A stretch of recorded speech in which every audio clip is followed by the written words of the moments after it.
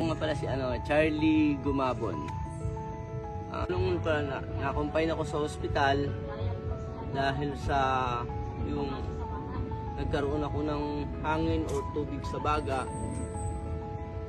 Kaya doon apektado yung aking pagkain, aking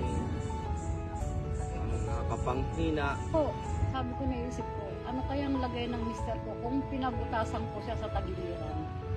Siguro maaaring kasi umpisa na yun ng paghihina ng katawan mo. Nung na-try ko ito, dahil sa aking kaibigan, si Ma'am Salome, pag-take ko po ng barley ay nagiging malakas po akong kumain, naging maganda po yung kondisyon ng katawan ko, nagiging maliksi po akong kumilos. Mga ilang days po siya nag-take ng barley bago talagang gumanda yung pakiramdam? Ano siya? 3 nung weeks. 3 days muna before na nagyan lang sa bahay na gano'n. Pero Kaya salamat po sa barley. Ako nga pala si Charlie ng Rodriguez Rizal. Thank you so much po.